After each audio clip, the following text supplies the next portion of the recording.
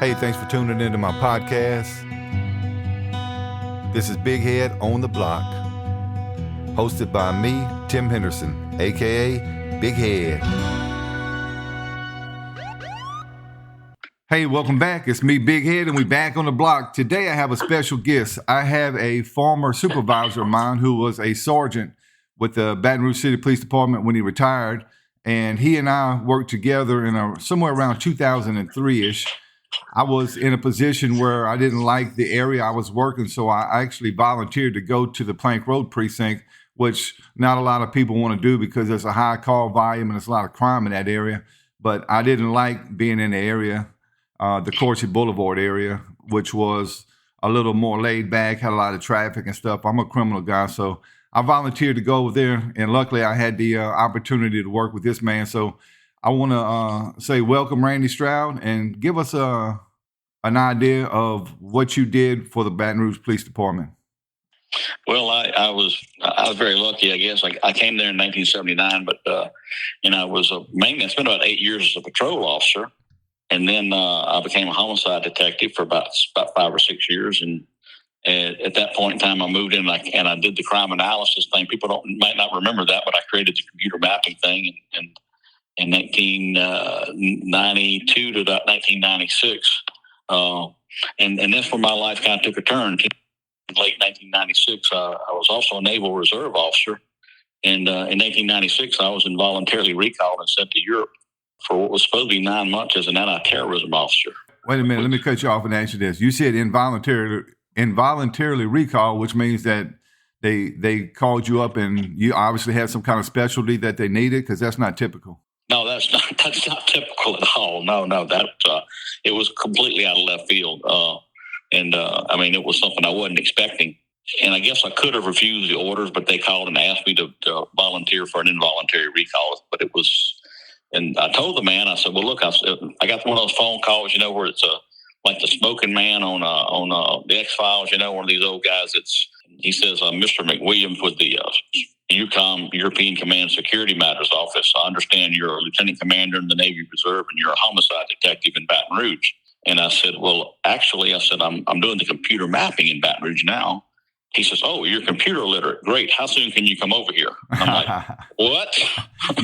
you just gave them additional skill set that they didn't even know about. So that made you even more desired. So at that point in time, I'm guessing you had around 8 or 10 years in with the police department?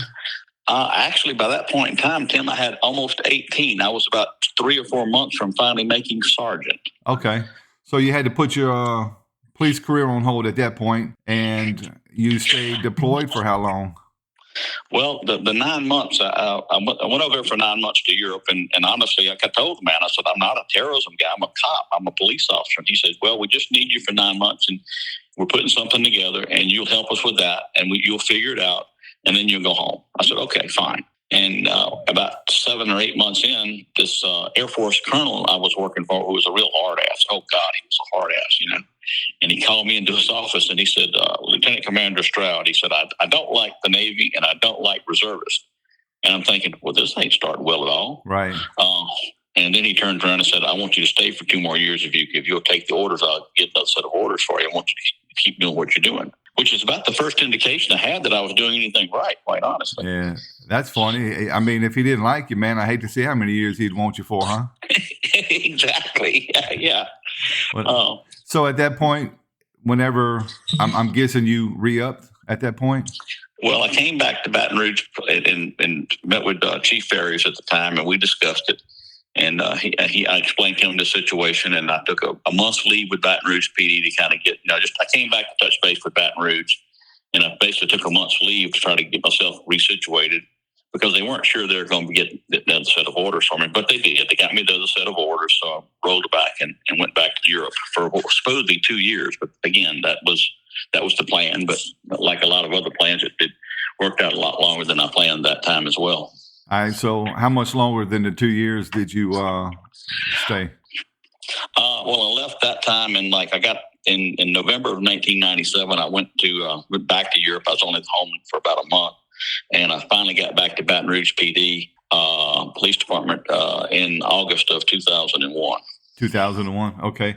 So running a parallel career like that, especially when you were on the brink of making supervisor, because making supervisor at Baton Rouge City Police Department at that time, and even when I was there, it's changed a little bit now. But the seniority aspect of it, you wait, you pass your test, you wait, and it's something that you try to achieve. So just before you were at that point, the parallel career with the military kind of took you off course for that. You hit a good point. I was supposed to make sergeant while I was on that first 9-month tour, and of course, when I got back, Chief Ferries refused to promote me because he said, "Oh, you won't be here to do your 6-month, test period." The federal government stepped in and said that due to the fact the way the law is, they had to make me a sergeant retroactively and all these kind of things, and they did eventually. Because I remember dealing with that when I was in the Army Reserve and the National Guard. They, from what I remember, and it's been some years ago, they have to give you whatever rank that you would have achieved while you were on active status, based on what you would have, if you would have actually stayed with the police department, you would have achieved that. So if I'm remembering correctly, that's exactly right. You're right on target. Yeah. So kudos to the military. And honestly, I don't know if it was Bill Clinton, but I think it was somewhere in his area. It might have been before him. You would know better than me, but they changed a few things in the 90s, and they made it a little bit more advantageous for people to have parallel careers, if you will, because sometimes you can't avoid getting caught up. Kind of like in your situation, you want to honor your commitment to your country, but you still need a job, and you don't want to lose traction in the job that you're at. So, I'm glad things worked out for you, which worked out for me in the end, because when in 2003, when you became my supervisor, and I want my listeners to know this, Randy Stroud, I had no idea who this guy was when he took over command of our squad. And the few months that you were my supervisor made a big impact on me. And I never forgot how good you treated me, how good you treated the people on the squad. And, we hated to see you go back to the military, because ultimately that's what happened. As a sergeant, you left BRPD when? Well, what happened is when I got back, again, we've got to go back when 9/11 happened. I was working as a sergeant. I was working for Ernie Rouge. That was a hoot, as you know. But 9/11 happened. I've mentioned Ernie Rouge on many of my podcasts, and Ernie Rouge, I always tell people, no matter whether you liked him or not, he was a cop's cop, and he was a man.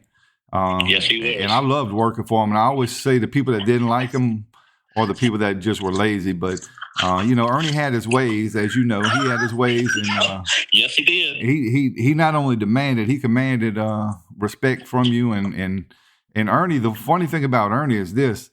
I trained under him as a rookie when I was in the FTO. And our careers, he wound up being a sergeant of mine, a lieutenant of mine, a district commander of mine. And he's one of the few guys I've never had any problem with, but there was a lot of people that didn't like his management skills. And I tell them, suck it up, buttercup, do your job. If you do your job, you're not going to have no problems with Ernie Rouge. Ernie was a cop's cop, as you said. And I was not, I don't think in my view, I was the cop's cop. Ernie was, but I loved being a police officer. I really did. So, you said Ernie was the lieutenant. You were going to tell us about. I'm sorry, I got off track, but I appreciate what you just said about Ernie, and I really appreciate what you said about me. That means a lot to me, Tim.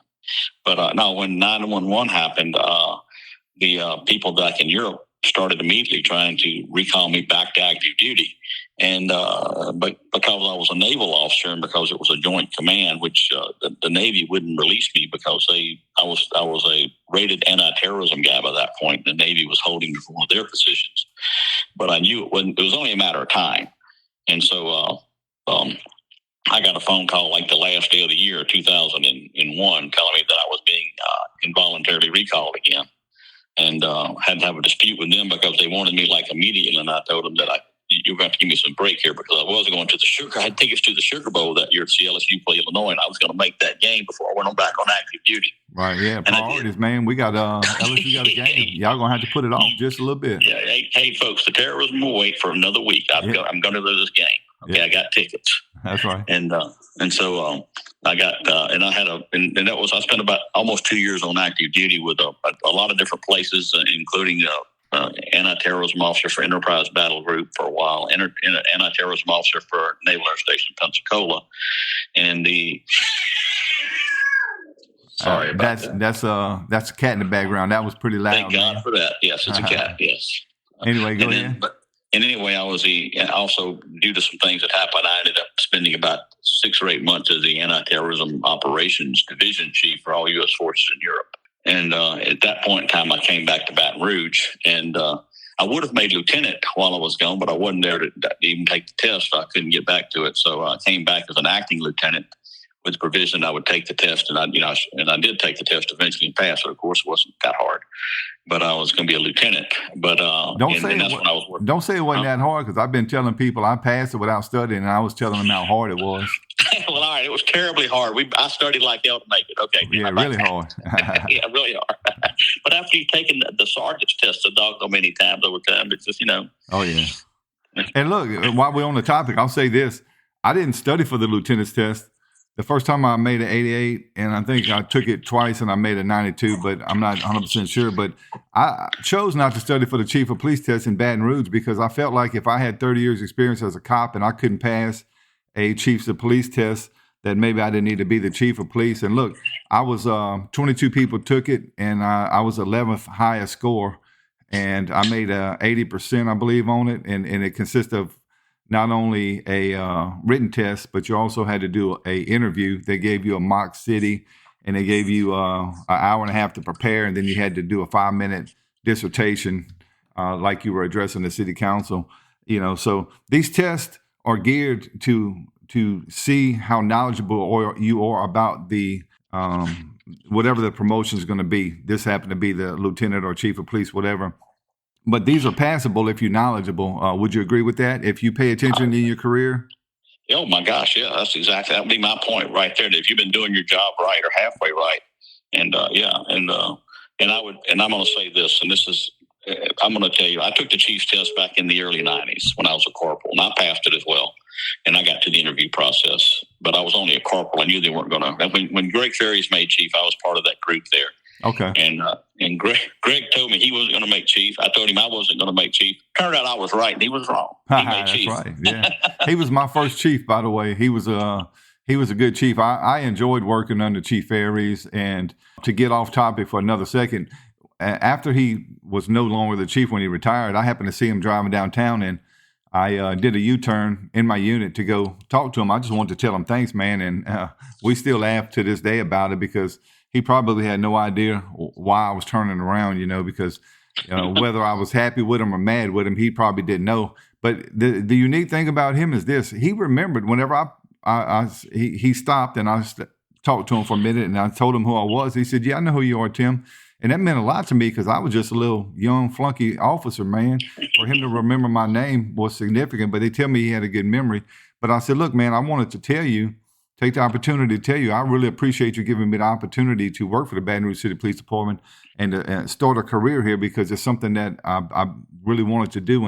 And to this day, I don't see him often, but, we do talk periodically. And when I was in intelligence or some other areas in Baton Rouge, Chief Aries is still kind of active in that world. And he and I crossed paths a few times. So I always enjoy seeing him. But let's get back. He's the chief. You weren't. And No. So, the point I was going to make is that, and by the way, Greg was, I share your opinion. Greg was probably the most professional chief we had in that period. He had the college, he had the education, he had been a fantastic investigator. Everybody knew it. He was, he was very good. He could be difficult sometimes. I worked staff for him a time or two. And at least one point in time, he jumped all over me about something. And as it turned out, I think I was right. And a few days later, he decided I was right and called me in there and apologized. And I'll say that meant, the fact that he would do that tells me what kind of man he was. I tell you what kind of man, what kind of leader he was. So yeah. So and anyway, but the other thing is where was I? I was talking about getting recalled, I guess, because I went back and ended up back at Baton Rouge Police Department. Had you guys on the shift. It was a great shift, and I loved going to work every day with you guys. Yeah. And we felt And the it was, same, man. You know, it's always good to have a supervisor, and that makes you want to come to work, because the previous assignment I had before I left and came there, I literally hated going to work every day. I didn't want to work Coursey Boulevard. I didn't like the area.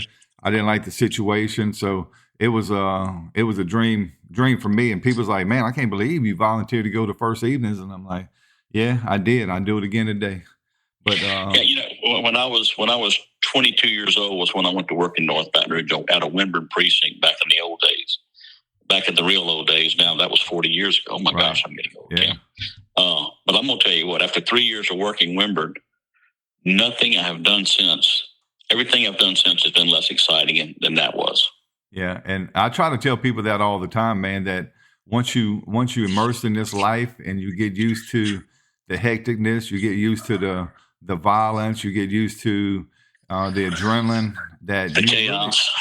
The chaos. You're not really going to enjoy a whole lot of other things in life as much as you do that. That's why so many cops from our era, you're a little bit before me, but from our era, you know, we had, you probably didn't because of your military, but we had thousands of hours of leave toward the end of our career because we went to work and we enjoyed work. Oh yeah. That's and quite frankly, the more issue than anything else was that the only problem with the whole thing, Tim, was the fact that to enjoy that life, you usually had to have at least one or two or three other side jobs to afford it. That's right. Yeah, we weren't paid good, and when I was there, and you were paid even worse before I got there. So you had to work extra duty, you had to hustle, and part of the hustle to get money, that's another thing that, you know, kind of draws you in, because you always thinking of a way to make money. You're always thinking of a way to make enough money to go on trips with your family, to buy them a new car. You know, you're always hustling. So your mind's constantly active at work. And then when you're not at work, you're hustling, trying to figure out how to make extra money. So, you know, it's a constant state of yeah, I remember. It's an extra stressor. That's one of the things that gets police officers, and one police officers work 30 years and then die soon after retirement sometimes. Yeah, and I've had 2 heart attacks, so I can tell you this. I don't know that any of it was based on stress, but almost every day that you go to work, there's some stressors involved, whether it be on a call, whether it be a supervisor you don't get along with, whether it be shift politics, whether it be community that's doing things, you know, actively to irritate you. But the good outweighs all that. If you're a real cop, a real street cop, if you really enjoy your job, the interaction with the community and the brotherhood and all is something that you can't replicate. It's gone once it's gone. Once you retire and all that, you try to keep a grasp on it, but it doesn't always. It's not the same, man. You know. Oh, I know. It's just, but when I came back after I came back just before 911 and went back on the street in North Baton Rouge again as a sergeant. It had been 14 years altogether since I'd been on the street, between being in detectives and being overseas and being a crime analysis guy. 14 years. Right. And I was concerned that do I still remember how to do this right? Right. But it all came back to me. And and I know I was sent up there to a certain degree. I was sent up there supposedly as punishment, I think, for being gone. I loved it. Yeah. Hey, look, like I tell them, sometimes you get bad positions and then you get comfortable, and it's like, hey, man, y'all took a shot at me, putting me up here to annoy me, to irritate me, to prove a point. But guess what? I'm comfortable now. And I'm guessing that's how you felt once you got back in that. I did. It didn't take me long. Of course, Ernie was my lieutenant then. And of course, he's easy. For me, he's easy to work for. He was easy to work for. Yeah, me too. Real easy. So just prior to you, okay, give me a good pursuit story, a good fight, a good brawl. Give me something that sticks out in your mind that my listeners would like to hear. They like to hear cop stories. They like to hear cop stories.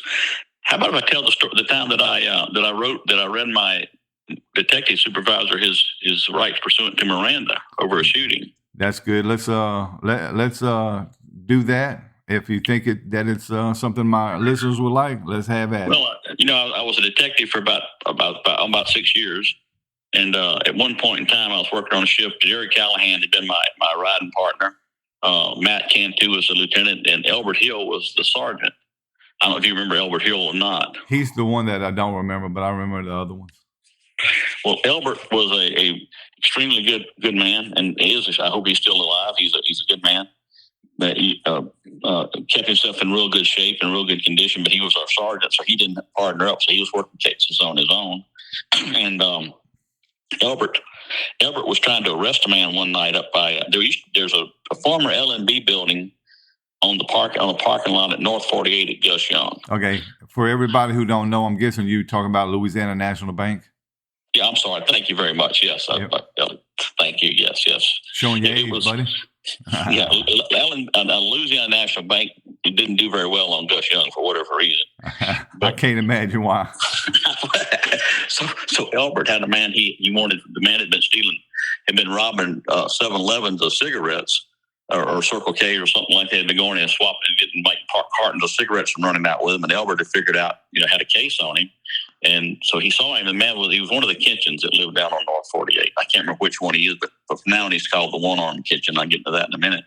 So Elbert was arresting him, and Elbert's for what it's worth, Elbert's was very well set up, a very very well conditioned, large guy. He's black and very professional, and he had this man instead of calling for backup, he figured he'd handle it by himself because he's capable. So as he put the handcuff on this guy, the guy turned around on him, got one cuff on him, and started fighting him, and it came into a big brawl. And the next thing you know, Elbert's is on the ground. This guy's pulling him across the parking lot, and Elbert's holding on to him and scraped his knees to the kneecap, to the bone. Man. Yeah, but then the guy took off running at that point. Elbert got up limping, chasing after him. And he goes down North 48th Street, and the man goes to the left side of the house and goes around to the back of the house. This is all, of course, in the dark. And Elbert knows that there's a big canal back there and a fence that the man's not going to be able to go past. So he knows he's going to have to come back to the other side of the house. So Elbert cuts him off on the other side. Well, the man sees Elbert, and he's charging him and running at him. Well, as he's running at him, Elbert's had enough of this fun. So Elbert draws up on him, throws down on him, and the guy keeps running. Well, Elbert shoots. And he throws his arm up, and where Elbert would have shot him through the torso, he threw his hand up and caught the bullet through his wrist, and went past Elbert. Well, they both ended up in the emergency room at Baton Rouge General, and he went to jail. Of course, Elbert got treated, and man went down on charges for various charges. Okay, fast forward about a year, and I get sent to the Baton Rouge General. And guess what? It's that same Kitchen, and I can't remember what his name is anymore because there were several of them. Yeah. And he's been shot. And he was on. And I asked, so where were you? Well, I was on North 48th Street. I said, well, what happened to you? And of course, you get the standard thing. Well, I'm standing on the street, minding my own business on North 48th Street. A black male in a dark car came by and shot me for absolutely no reason at all. So okay, so. I call Sergeant Hill. I said, I asked him to 1019 to the Baton Rouge General, which he did, and Cantu was with him. They'd been out doing something, and he walked to the door, and I said, Sergeant Hill, I said, I need to advise you of your rights. He said, what? I said, Sergeant Hill, you have a right to remain silent. Anything you say can and will be. Have you lost your mind? And the lieutenant said, what's wrong with you, Randy? And I said, wait, Lieutenant, just bear with me. I got to follow procedure. I said, Lieutenant, Sergeant Hill, do you have the right to? I know my rights. I said, well, okay, can you tell me where you were about 7:30 p.m. tonight? What's this all about? I just need to know where you were. I was on Prescott. The lieutenant was with me. I said, Lieutenant, can you verify where Sergeant Hill was? What's this about? Was he there with you at 7:30? Yes, he was. I said, why are you asking me this? I said, Mr. Kitchen, the one-armed Kitchen that you shot last year was shot on North 48th Street by a black male in a dark car. And I said, the last time he was shot by a black male in a dark car on North 48th, it was Sergeant Hill. Just make sure he hadn't shot him again. Yeah. You better have an alibi, Sarge. Now look, he fell out laughing. That's funny because I can see this in my mind. I can picture this occurring as any cop would. Because look, people, cops mess with each other, and we bad about it. All right, there's other professions that do, but I don't know any that can reach the level that a police officer can reach when messing with another one. And if you listen to a few of my podcasts, you hear just some generic things that have occurred, but that right here is epic, man. I can see that going down. And for the listeners, it probably took that sergeant probably 10, 15 seconds to realize what was going on. And then he got a little confused, and then he got really happy. He did. I won't say what Elbert said when I told him that he'd been shot. I won't say what Elbert said about his about his hope for the prognosis. We don't curse a lot on this podcast, however we do, but we can only imagine the MFers and all the other words that he used to describe you at that time. And he probably threatened you with bodily harm, and he probably even told you, "Just wait, I'll pay you back. Just wait." That's the life of a cop. So look, if you're out there and you're thinking about being a cop, you better be able to handle it. I say, because a lot of y'all nowadays, y'all getting weak, y'all getting soft, y'all get your feelings hurt. If you got your feelings hurt in your era or my era, you had hurt feelings, you had to get over it, because wasn't nobody gonna give you a hug. It wasn't nobody gonna say stop bullying him. It just wasn't the way. That wasn't the way we lived. But that's why we were a different breed. I tell people, I tell people, not all cops, but ones like me and you and many, many others. I tell them we were lions, man. We were out here. We were hunting the bad guys. We were putting ourselves in harm's way. We were having fun. We were doing everything that you see on these TV shows, everything that you hear. A lot of older cops got a lot of good stories, but we don't talk about all those on here, because the conversations me and you have at the lunch table is going to be a lot different than we're going to have on this podcast. And it's because you understand me and I understand you, and things are a lot more funny whenever we tell it, because we can be more descriptive, because unfortunately people that listen to or that are in the media scrutinize things, and they don't really understand. If we say something, they would hear your story and be like, well, that's awful that you did that to that guy. No, it wasn't awful. It was funny. It was funny. That's what it was. Well, when you're dealing with what we were dealing with, it's and here again, Elbert got sent to the first death we had that was HIV. Elbert got sent out on it, and he got stuck with going out there. It was his turn to go out on a death. So from that point in time on, every time there'd be an HIV call, Jerry Callahan would say, "Elbert, you probably already got it. We shouldn't go out there and get exposed since you're already exposed to HIV. And we probably don't want to put this in the podcast, but anyway, that was he would pick it, Elbert. You got to go handle the HIV." No, we're gonna leave that in the podcast, because that's exactly how our life was, and that's what a good cop that was messing with you would do. Hey, you've already been exposed to it. Ain't no sense in us getting exposed to it. I would have said the same thing. Hey, bro, you got it. And knowing that he's not going to get everyone, but just in a joking manner, it's good. But that's the life of cops, man. Real cops. We do nefarious things to each other, but in the end, it's a brotherhood. We all love each other. Whether we get along or not is inconsequential, because when it comes down to something occurring, we're gonna all stick together at the moment. We might not have to. Yeah, we may never be friends. We might not even like each other at the time. But whenever it's us against them, it's going to be us against them. We're going to band together, and that's what I kind of wonder about, that brotherhood. I saw as I was leaving, and it's been almost 4 years now. I saw that as I was leaving, the camaraderie just wasn't the same, and the young people just didn't seem to be built like we were. And I'm not saying that in a negative way. They just have, they have a lot more technology. They have a lot more insight. They see TV shows, watch YouTube, whatever they get, wherever they get their experience from. It seemed like they don't really want to learn from the older guys. And people from my era wanted to learn from people like you, from people like Ernie Rhodes, and all the some of the other names that you've talked about, because y'all were a generation of grown men, man. And we tried to equal y'all, but now I don't think that they really care about that as much anymore, and it's kind of a trait that's kind of dissipating over the years.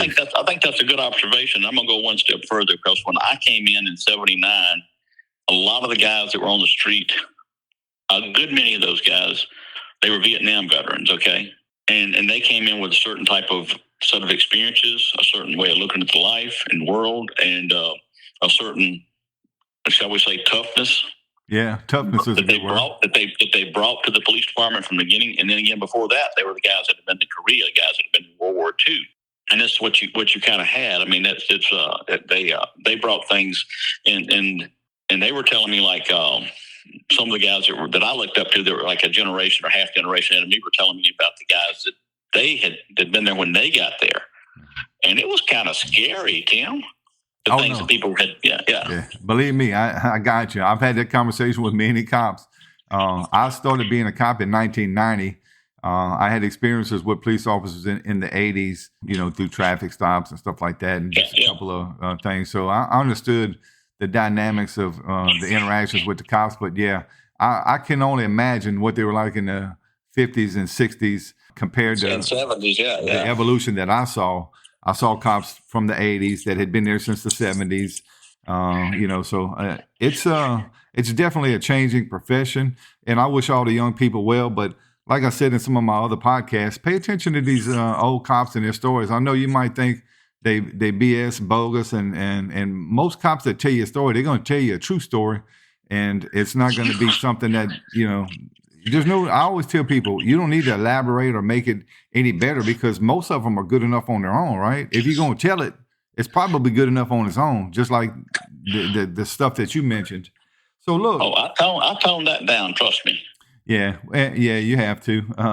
You have to for the podcast. And like I said, our conversations at the dinner table are going to be a lot different than the public because the public doesn't really understand us in general. Our friends do because they hear the stories and they understand it. But we don't want people to get a bad idea because when we talk about people being tough, we don't talk about them doing anything that's against the law. We talk about if you decide to fight us, we're going to fight you and we're going to fight you hard.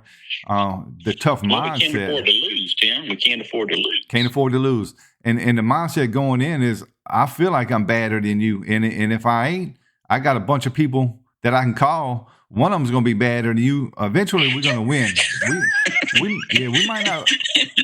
We might not win. It's just a matter of how many we got to bring to the party. Yeah, and I tell people, hey man, if you by yourself or you got 10, we're gonna bring 20. We're gonna bring 40. We're gonna bring 50. I've been on a deployment where it started out as a fight, and eventually we called the East Baton Rouge Sheriff Department. We called the state police. We put out a citywide 63 for people that don't know that phrase. It's just an officer needs assistance. We put out a citywide, and I guarantee you we probably had, I didn't count, but I guarantee you we probably had somewhere between 250 and 350 cops in one little confined area. And there were so many cops. This wasn't a protest or anything. This was just a big fight at a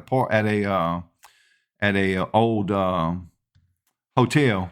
And there was a couple thousand people. And let me tell you, we brought as many as we needed, and we had more that we could have called because, look, the state police got people all over the state. They got surrounding parishes that can send people. But, we had enough to manage that situation. So before we leave, I want to, and I'm going to bring you back on my podcast because I think you got a lot of good content if you'd be happy to come back. That's fine. I'll talk till you get tired of listening to me probably. Yeah. So let's focus just on having parallel careers. Tell some of these young guys that are immersed in this issue, because there's a lot of people that are reservist and they're having probably some of the same difficulties as you, but there's a lot of laws that protect them now. So tell us how to manage two careers at once and still be able to advance and achieve your goals in both. Well, I'll tell you, that's a great question. I was very lucky. The reason that I got into the reserves is I flunked out of flight school. I took military leave and went to flight school. I flunked out, but I kept my commission, and I decided that was just one of my side jobs to be in the Naval Reserves because I needed the money. But as it turned out, I realized that the Navy and all the military does, generally they do. They gave me some opportunities for some training and some leadership opportunities because, as you know, you go into Baton Rouge PD or police department or a lot of places, it's slow promotion. The military promotes you usually a lot faster, whether you're enlisted or you're officer. You get promoted at a quicker rate. So while you might still be a line level police officer for 10 or 15 years with Baton Rouge, you'll find yourself as a leading petty officer or as a department head, or a company commander, depending on what branch of the military you're in, and you get a lot of good leadership experience and training. And the other thing is I found that I could take my law enforcement expertise from the police department and bring it over to the military, and the experience that I had as a Baton Rouge cop. And then any of us have, generally, when we take it into the military, we become instant, total freaking experts. Right. because of the stuff we handle. And I do have, I tell you what, I do have a good story about bringing a Navy guy and to Baton Rouge when he worked homicide with us one time. It was an eye opener for him. If you tell that story, or you gonna wait for that for a later date? You can go ahead and tell it now. We're at the end of the podcast, but you can tell it. Okay, and you can cut it off, use it for whenever you want. But I had a unit that I was actually commanding, a Navy law enforcement type unit, and we were going down to Naval Support Activity in New Orleans for training, and we had a man down there that was helping us with our defensive tactics training. I had a couple of Baton Rouge police officers, a couple of state troopers in my unit. But everybody else were civilians that we were civilians, I should say. They were military people that weren't cops, and I was having to train them and make them military security people. And so I was training them and had the investigator, the senior investigator down at the base down there was a first-class petty officer, like an E6, like a staff sergeant in the Army. Good man, Petty Officer Smith. And Smith was a big guy, and he had all kind of stories about what he had done as a master at arms and overseas, and he had all kind of tales, and they were all good stories. I liked listening to him, and he gave us some good training. And I said, "Well, would you like to come and see what we do in Baton Rouge?" And come and ride with me, like as a homicide detective one night on a Saturday night. He's sure. So I got all the clearances for him, got all the permissions, and he showed up and. I never forget. He was asking if he should carry his gun or not. He had a federal commission, and I talked to Captain Cupid. And I said, "Captain, what should he?" Said he's going with you on the street. You need to bring your gun. So I said, "Sure, bring your gun." So away we go. And of course, during the night, I dropped it. I told him, I said, "Here's what we're going to do, Smitty." I said, "I'm going to look for some opportunities. We'll see what happens. I'm going to do some uniform patrol stuff with people when I go out, just to keep us from being bored. That's what we're waiting for. Essentially, is Saturday night for a homicide." Yeah, so it may have a whodunit, may have something interesting, may just have some other kind of wrongful death.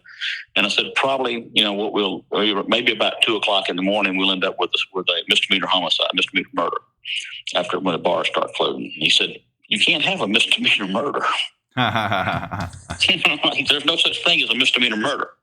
So, okay, sure. And for whatever reason, Callahan wasn't out, my normal partner, but and Ben Odom was out without Larkin, so we were kind of out by ourselves. So they put out about 2:00 in the morning, 2:15, or maybe about just before 2. They put out a shooting. Somebody was down at Diane's Lounge on Scenic Highway. You know what I'm talking about? No. That's before okay, my time. She's probably yeah. Okay, well, it was this place we went to on a very, very regular basis. So I go over there, lights and sirens, a whole bit. Smitty's enjoying this. Get over there, EMS is working on the guy on the ground. Ben Odom, who is one of the best homicide detectives, he and Callahan just fantastic, but different styles. But Ben Odom goes, EMS is trying to save his life, but it's just a lost cause. He's dead. Well, Smitty jumps out. He said, "I'm an EMT. I can go help him." And I said, EMS has got it. This is not what we do here. And I said, if Ben says he's dead, he's dead. Right. But they're working on him. I said, "Trust me, Ben says he's dead. He's dead." Right. So we go into the bar, and of course they got the lights kind of on. And Ben said, he said, "I handle the scene. You handle the witnesses. So fine." So I'm trying to find people that saw the shooting, and I get to there's a woman standing by the bar holding her purse, and she's like the first person I talked to. I said, "Did you see what happened?" And she said, "I shot him." I said, "Ben, I got the shooter here." I said, "Where's the gun?" She said, "In my purse." I got the gun. So, damn. Yeah, just that quick, So I gathered up, and she said, and I said, "Who was with you?" And she's got her sisters there with her. So I'm taking them down to the detective office to get the statement. Meanwhile, Ben's over with crime scene, and goes, "What happened? The man was shot, and he died." And his friend, his cousin, who I dealt with on an earlier shooting, which is another good story, went out, retrieved his gun, and he was chasing the woman out the back, shooting at her. Yeah, she left. And then she came back in after all was said and done. So crime scene's looking and said, "Ben, I think here's one of the bullets where she's shooting at him." Putting some bullets on the wall by the door. And Ben looked at, no, those are last year's bullets. So, I recognize those. So I take these 3 sisters down to the detective office and interview them one at a time. And as it developed, and Smitty's there with me as I'm doing the interviewing, as it developed, these 3 sisters were out. Okay, the older sister, the young sister, and the one in the middle. Well, the middle sister had been dating the deceased at one point in time, but they had broken up. So now the younger sister was dating the deceased. Are you with me so far? I'm with you.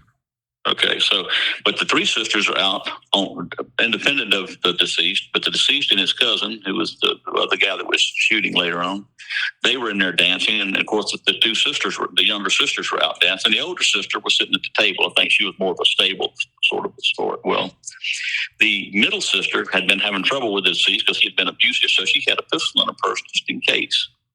So as she and the younger sister are out on the dance floor, and here again, the younger sister had been dating him, but she was still dating him. But the middle sister had quit dating him. But he happened to step on the middle sister's foot, and she said, "Excuse me." At which time, he decided that she deserved to be slapped. So he turned around and slapped her, and started slapping her. The older sister, knowing that the gun was in the purse, grabbed the gun out of the purse, waded in to protect both her sisters, and shot him, killed him. Oh wow. Yeah, I know. This is so. If I did a podcast on that, I would call it a family affair, man. That's So Smitty looked at me. When they're all said and done, he said, "So that's a misdemeanor murder, huh?" I said, "Yep." He said, "I got it." That's a heck of a story there, man. You can't I tell people you can't hardly make this stuff up, man. If you was writing a script and you just wanted something odd, funny, or whatever, you can just find your old homicide detective, old street cop.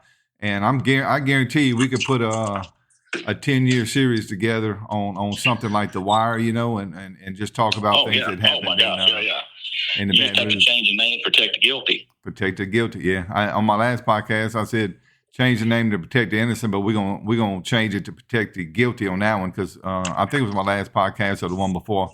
I didn't want to mention the guy's name. I try not to mention names whenever it's something negative or something that's gonna. I understand. Yeah, I was trying to leave names out just now. Hopefully, to get the job. Yeah, no, you did, man, and I think everybody that was that you mentioned, I've already kind of mentioned them on a podcast. And before we leave, Ben Odom, when you say Ben Odom, has his own style. He was my lieutenant for quite some time, and I still remember whenever he got mad at me one day, he was like, "God damn it." And he had that certain voice, man. But he was a really good lieutenant. I had the unfortunately, I had a bunch of supervisors. When I say a bunch, probably 8 or 10 that were really awful. But I had so many good ones, man, that they kind of overshadowed them. Although when you got a bad supervisor, they make life rough on you, whether it be for 3 weeks, 3 months, 3 years, or whatever. So I always tell them, do whatever you're going to do. I'm going to outlast you. And every one of them that annoyed me, I outlasted every one of them. So officers, if you're out there, officers, and you're in a bad situation, all you got to do is outlast them. Sooner or later, they're going to get moved or you're going to get moved. Don't let them break your spirit. Never let them break your spirit. Never let them get you on work performance. That's one thing that I want to reiterate to everybody. They're going to come at you one day, and when they come at you, don't let them get you on work performance. Because those people that work are going to have a little bit better opportunity to avoid any kind of harsh penalties. That's exactly right. Yeah, and I learned that from Jerry Bloom many, many years ago.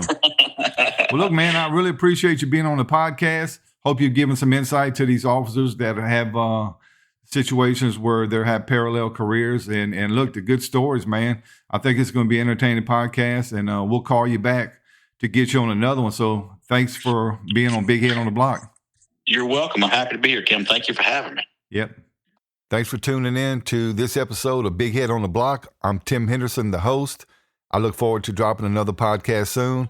Please give us any comments, likes, dislikes, or any topics y'all would like to discuss. Thank you.